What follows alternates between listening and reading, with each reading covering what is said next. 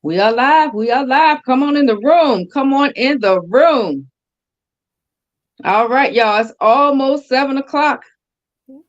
7 o'clock on the dot. Hey, almost. All right.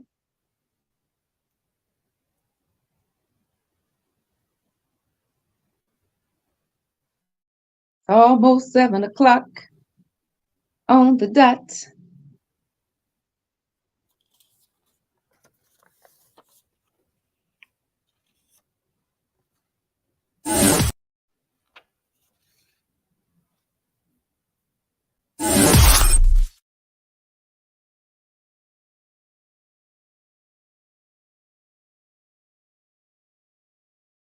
Hey, hey there, everybody. Welcome to A Dose of Hope Radio Live with your host, Hope Cherie, bringing you the best of real life inspiration. We bring you the best in inspirational authors, figures, motivational guests, motivational speakers, and if it will inspire you, we got it right here for you. It's time for A Dose of Hope Radio Live. Ready, set, inspire. Dose of Hope Radio Live. It's a dose of hope radio time. We laugh, talk that talk. Where inspiration walks to the front of your mind. We laugh, it's a dose of hope radio time. We laugh, talk that talk. Where inspiration walks to the front of your mind. We laugh, Dose of Hope Radio Live.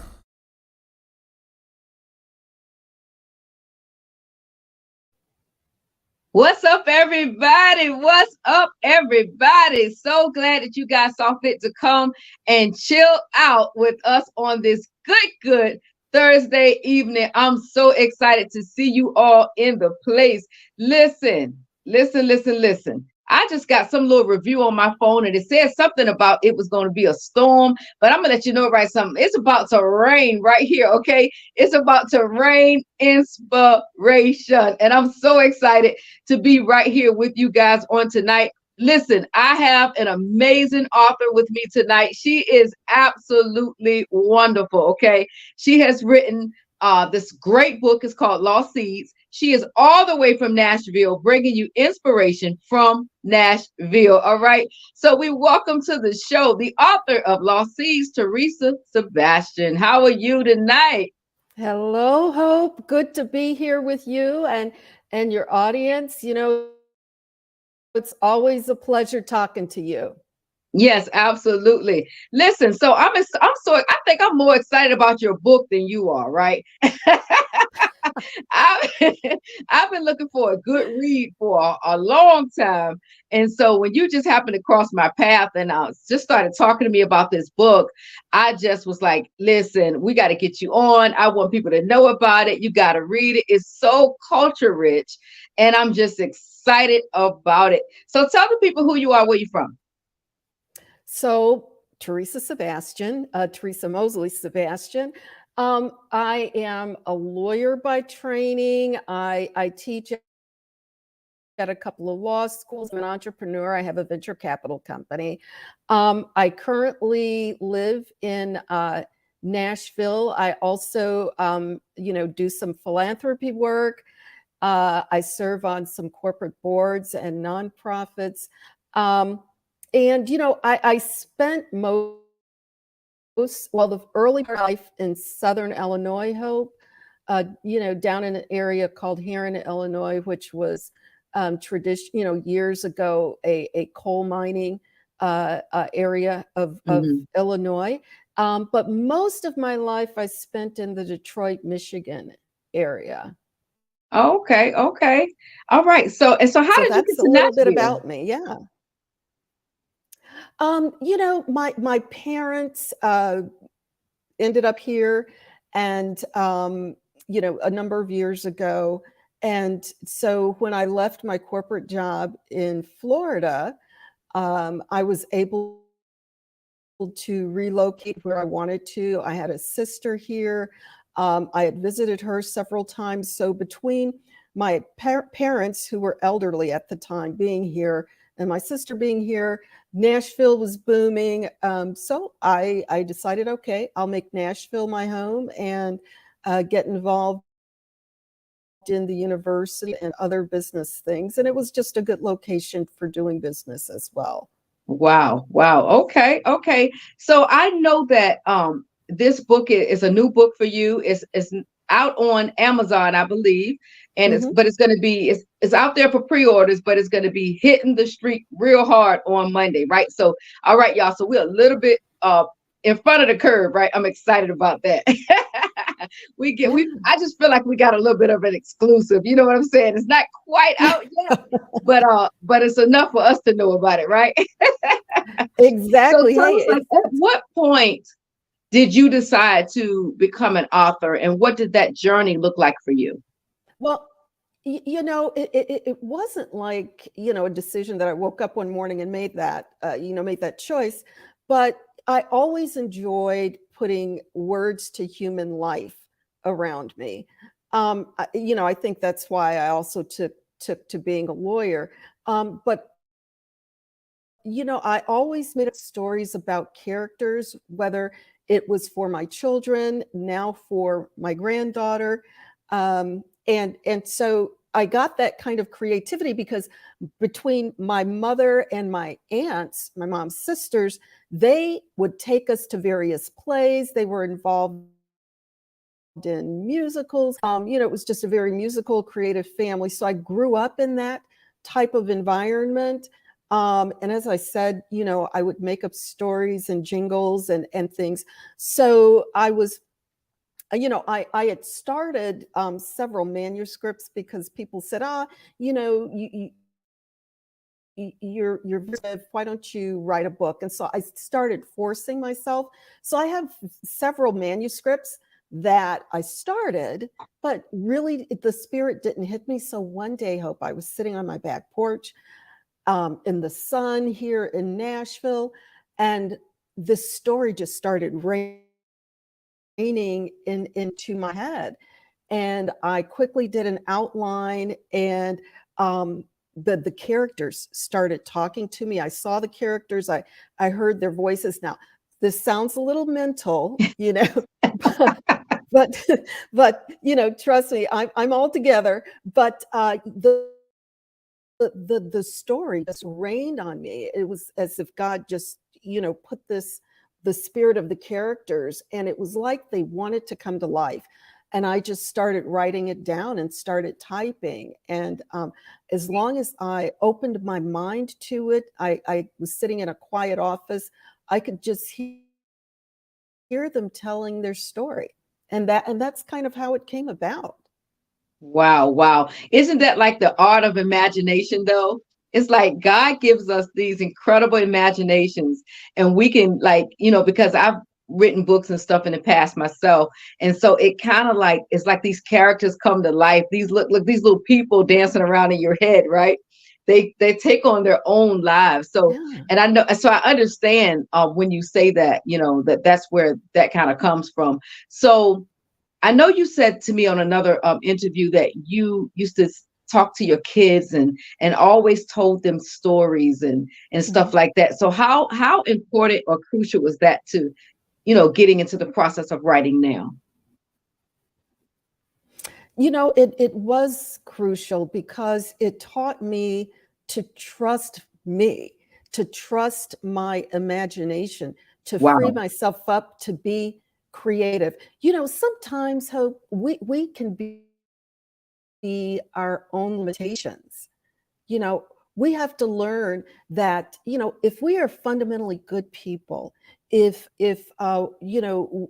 we have invested in ourselves along the way, then we have to trust ourselves. We have to trust our judgment. So I, when I'm in my legal mode, I do put, those structures around whatever I'm writing, whether it's a contract, whether, it's a court document or something of that sort.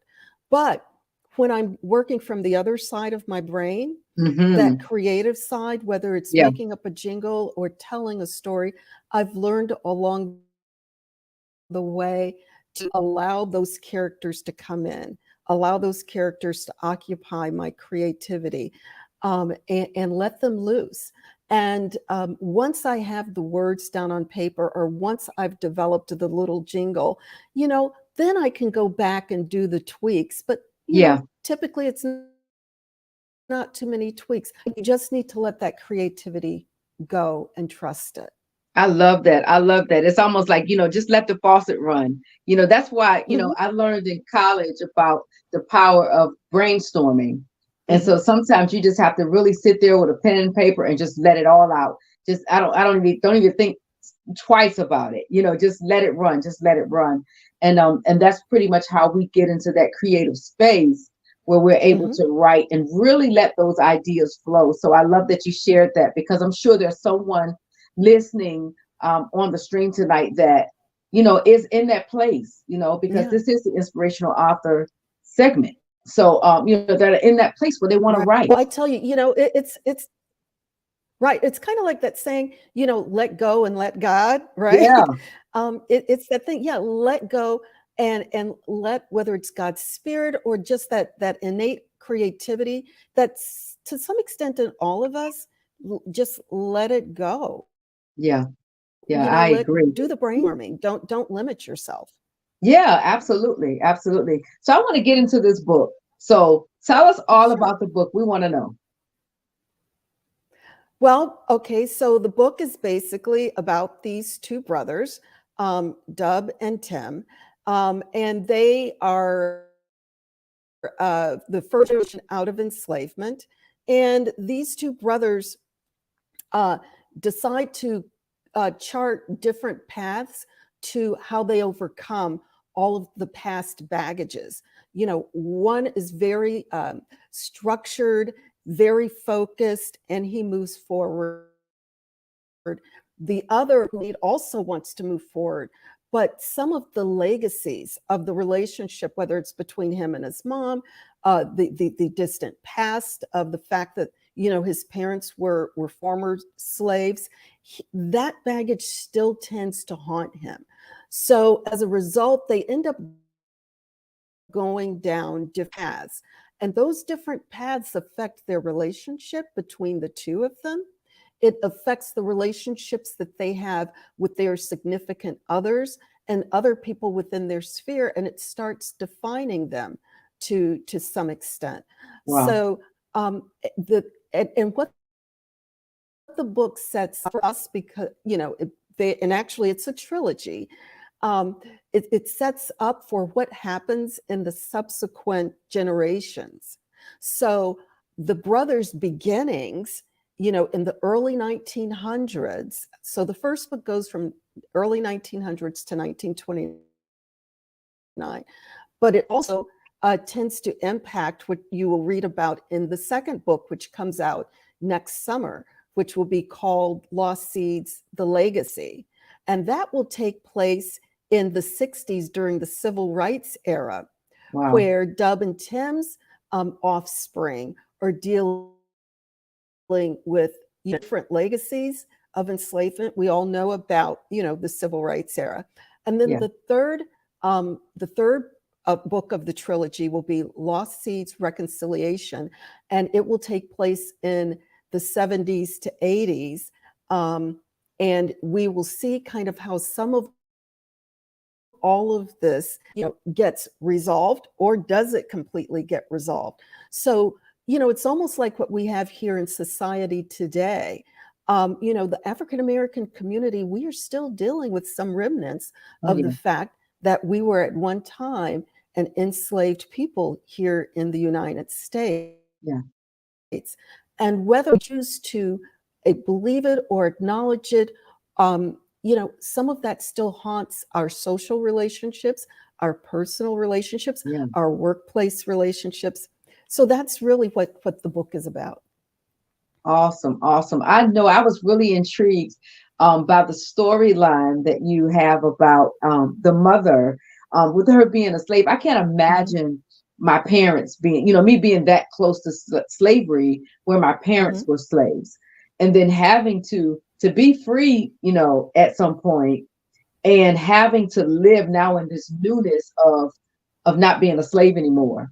I just really can't imagine that Yeah, transition. And that's what's really intriguing to me.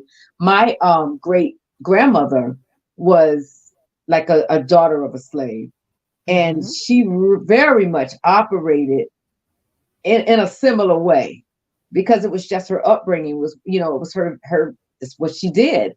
And so that really is intriguing to me, and I'm excited to read your book, to even get to that place where I'm understanding that true transition.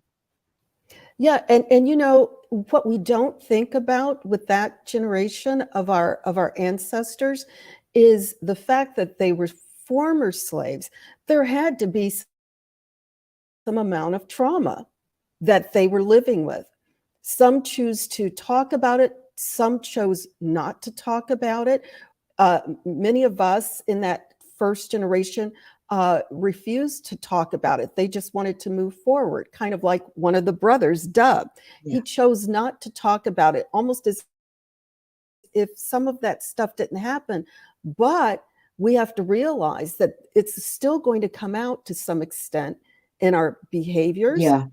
His mother, you and I talked about his mother, Betsy, and how in many ways she, you know, as we define it today, may have had PTSD because she was enslaved at one point, or Yeah. lived through debt servitude where she was extremely oppressed. And that, even though she may not have talked about it, it came out in her behaviors. Maybe there were mental health issues. Yes. But because it was back then, and as a community, we didn't really talk about mental health issues, it looked and it was defined differently.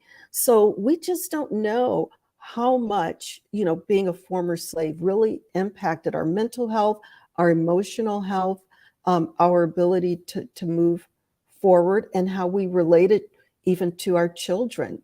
Yeah. So yeah, there's a lot going Oh, on it's there, and definitely you a will lot to see a lot of unpack. that in the book. It's definitely a lot to Hmm. unpack in this book. So, Yeah. so tell us what you enjoyed the most about writing this book. You know, the thing that I enjoyed the most, first of all, was, you know, just the process, you know, hearing the characters come to life. You know, they're just like characters that are floating, you know, around in my frontal lobe there. The other thing that I enjoyed was bringing a mystery to life. And what I mean by that is, you know, I had this uncle who lived in the backyard of my grandmother's home when I was a little Mhm. girl. And I knew that that was her brother, right? But he was never allowed to sit at the table and dine with us. My grandmother didn't really like us talking to him.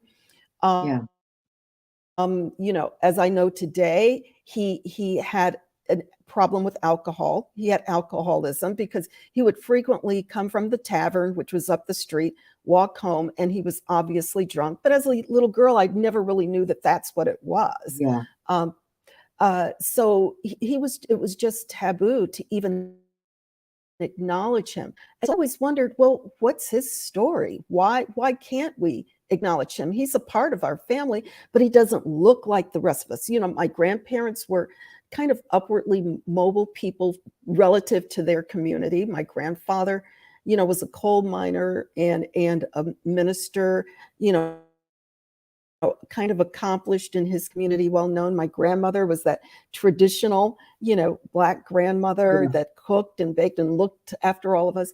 But my uncle was nothing like that. Mhm. So I started making up stories in my head about what's his deal.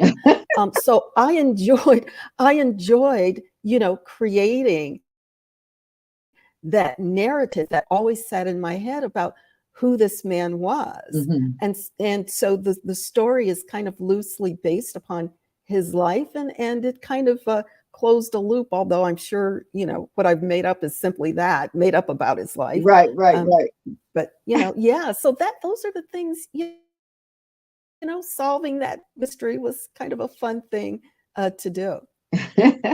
So what is the intended takeaway with this book? What do you want the reader to get from this book? Well, several things. One, is keeping Black history alive. Um, there's an effort to quash it, you know, uh, uh, painted, as something fairly benign, but it wasn't. We know it was real. We know it set up, generational issues. So yes, keeping it alive and not sanitize what it was, because Black history is real. The history of Blacks here in America must be told, not to belabor and create division, but it's just history is history, and let's be honest about it, so that we can learn from it and not repeat. That's the one thing. The second thing is, acknowledging that generational trauma is real. Yeah. It's real for us. It's real in any family. You don't have to come from the Black community for generational trauma, to be real. And let's acknowledge it. But the good news is we have so many more tools today than our ancestors did. Yeah. To move beyond it, to help us out, whether it's therapy, whether it's understanding how to have crucial conversations in a more constructive way within families. So that's the other thing. And the third thing that I want us to learn from that is, how do we overcome adversity? Yeah. Every character in this book has some level of adversities. For example, there's a character that's a white male who is, coming from a generation of slave owners. He goes to Harvard. He comes back. He doesn't have slaves because he was born outside of that era. Yeah. But his parents historically had it, and so now he has to come to grips with, I am, interacting with African Americans that I'm finding they aren't like what I learned, the stereotypes that I grew up with. Right. These people aren't like the stereotypes that, they can read, they can learn, they're smart people. So he has that struggle within himself as first generation outside of being a slave owner. Yeah. Yeah. So, overcoming adversity, and our history is a strong thread throughout. And also, acknowledging how hard our ancestors had to fight to get where we are today. We think we have it rough today. We don't know appreciate what our Black women went through. Yeah, our Black women went through a lot. Our Black men went through a lot, and they had to fight for recognition. They had to fight for advancement, and they had to show a certain amount of strength to be able to move beyond that trauma to still succeed. And, I can't say enough, about the Black women's existence in our society. Yeah. And it shows how we are the backbone to, getting us to some of the levels that we are today, overcoming sexual abuse, physical abuse, our men getting killed and having sometimes to witness that, but still move our families beyond that, so it's all of that. So there's so much to unpack in this book. Yes, absolutely. So let me ask you this. Like, I know that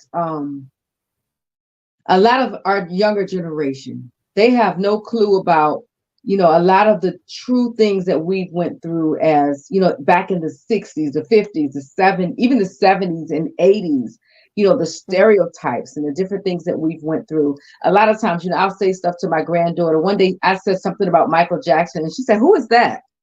And I was like floored, like, huh? You don't know who that is? But no, they don't. They don't know who that is. And they don't know a lot about slavery, and they don't know a lot about any of that. And so where have we missed the ball? Like, what do we do to make sure that they know about those types of things?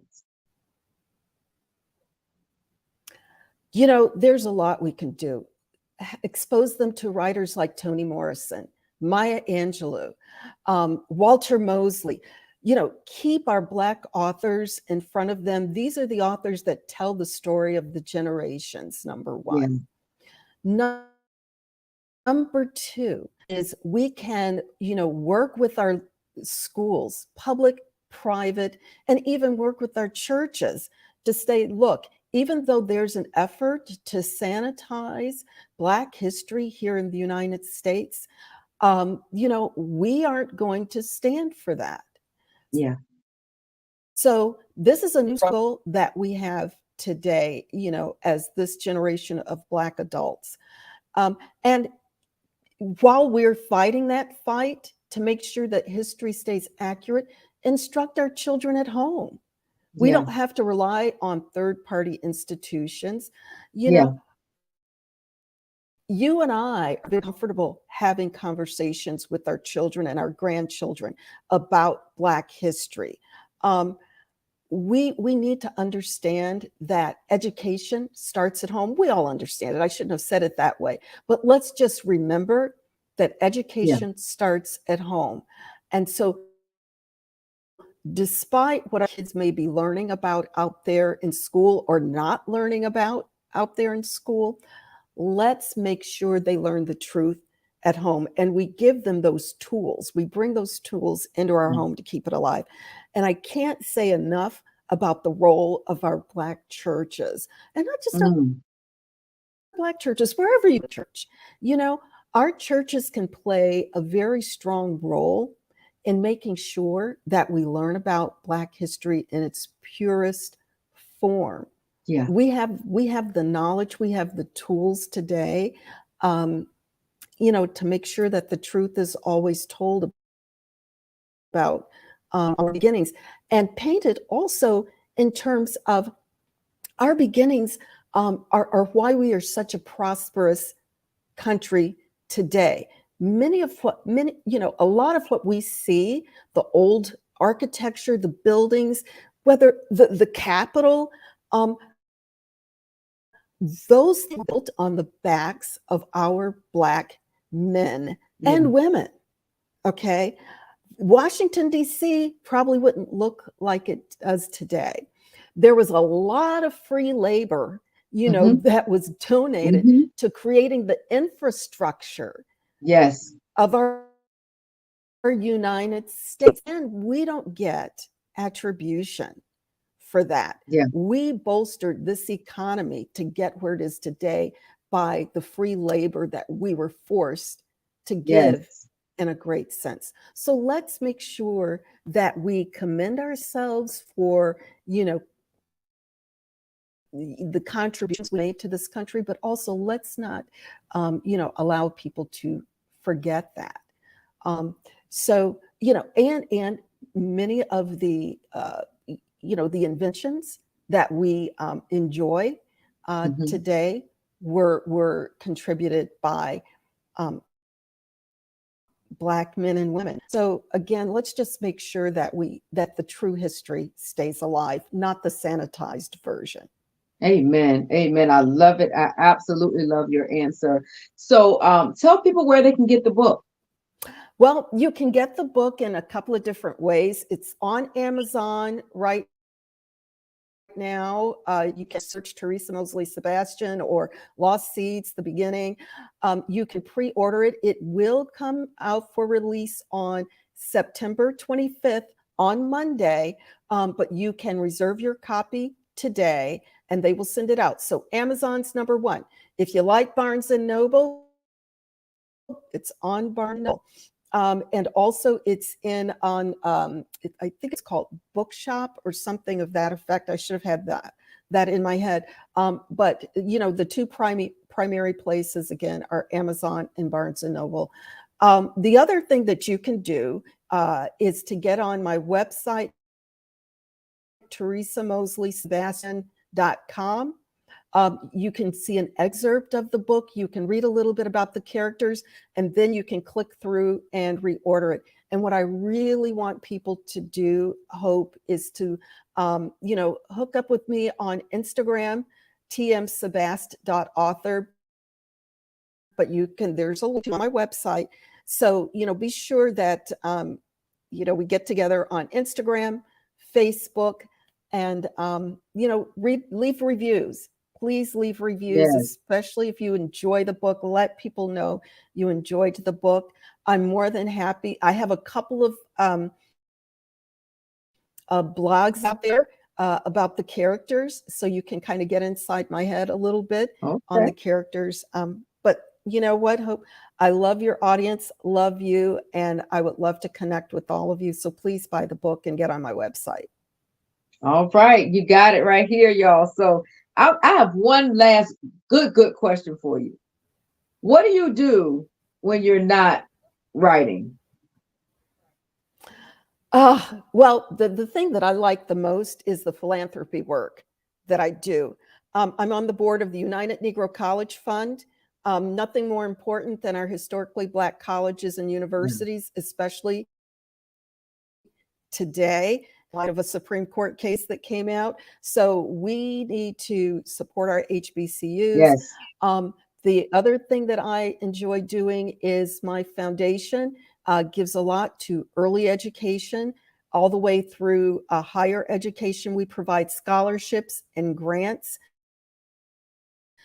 not for academic education, but also for music education. So you will see that as well out there through our foundation, sebastiantunis.org. And I think it's sebastiantunisfoundation.org, excuse me. And the other thing I do is, just being a business leader. I love business. So, but the thing that I enjoy the most is the philanthropic work, as well as the writing and creativity. The other stuff that I do, serves to keep the lights on and pay Yeah. the mortgage, and all of that. We all got to have that hustle, right? We do. Right, We right. got to pay the bills. I love that. It's like, myself, I have so much stuff going on, like all these different businesses and stuff I do, but the work is, to keep the lights on. I Yeah. love doing what I love. And so, thank you so much for joining us on today. I really do appreciate you. I appreciate your book. I appreciate you, the person that you are. Thank you so much for blessing us, for being a light in the dark for us. So I love what you said. And I think that everybody needs to really take another look at this sanitization of our Black history and make sure that we are moving in a way that allows the former, or I guess you could say the new generations, to know where we all came from. And maybe they can relate to us just a little bit more. Absolutely. Well, bless you, bless your audience here. Thank you for having me. And anytime you want me on, just give me a call. Oh, trust me, I'll be calling on you. Thank All right, you so lady. much. All right, Okay. guys, listen. I want you to join us right here next Thursday at 7:00. All right, we're going to have another guest for you. I'm so super excited about this platform because it allows you to see in the flesh what you've been hearing on the radio the last 2 years. So I'm excited about it.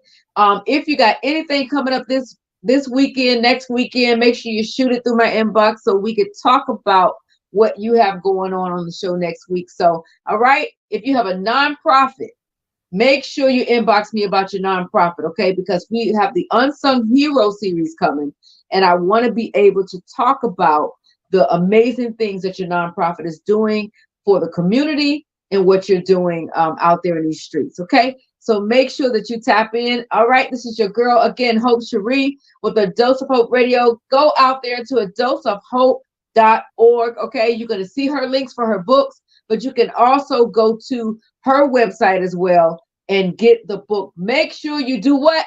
Go get the book. Thank you for joining us on the Inspirational Author segment. Bye-bye.